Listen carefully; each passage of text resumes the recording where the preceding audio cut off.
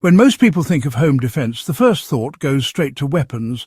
But history shows us that the smartest defences weren't always about arrows, swords, or later bullets.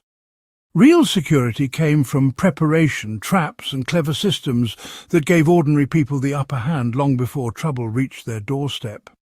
From ancient households to families living through the chaos of World War II, people developed simple, resourceful methods to protect their homes without relying on firepower. What makes these lessons powerful is that many of them can still be adapted in backyards, homesteads, or off-grid living today. Slowing an enemy was more important than stopping them outright. In ancient times, families knew that stopping an intruder outright wasn't always realistic. Instead, they focused on slowing them down. Defensive ditches, thorn hedges, and pits lined with sharpened stakes all forced enemies to stumble and lose momentum.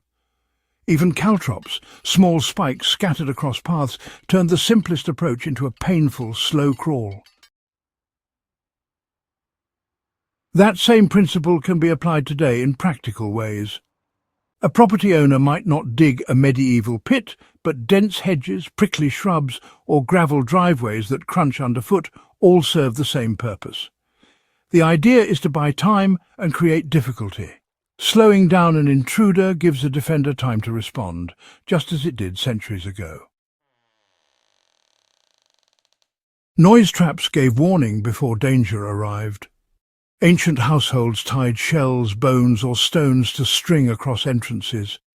If someone moved through at night, the rattle carried through the darkness and gave instant warning. Farmers in Asia hung bamboo chimes along paths to scare off animals and alert them to thieves. By World War II, the principle was alive and well. Families tied tin cans filled with pebbles to fences and windows, and soldiers strung spent shells on wire to detect nighttime movement. It was never about harming the intruder. The real strength of these traps lay in early warning. Even in a simple backyard setting, this can still be achieved with setups like cans on a tripwire or even loose gravel under windows. The core idea remains the same. Don't let anyone get close without you knowing. During World War II, families turned their homes into barricades using whatever they had at their disposal. With wartime shortages, they couldn't always rely on weapons or professional security, you see, so they adapted everyday items into strong barriers. In Britain, households stacked sandbags against doors and windows, not just against bombs, but also against intruders. Furniture was moved to block stairways, and heavy trunks were strategically placed at choke points, making sure anyone forcing entry would be slowed down in those narrow spaces.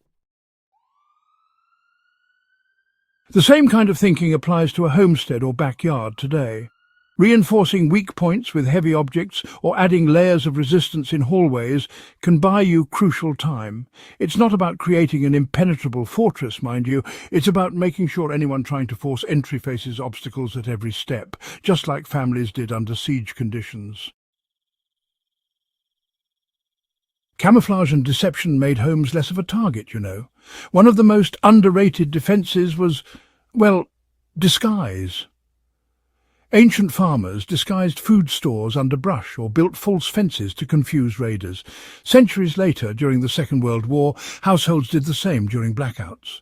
Windows were covered so light couldn't be spotted by bombers.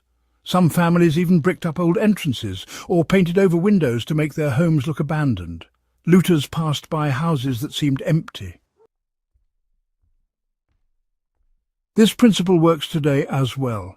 A property that looks less valuable is, honestly, less likely to attract attention. Keeping tools, food stores or fuel out of sight can matter more than weapons in deterring trouble.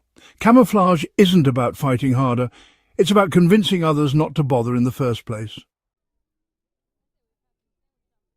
Layered defence, really made the difference between safe and vulnerable.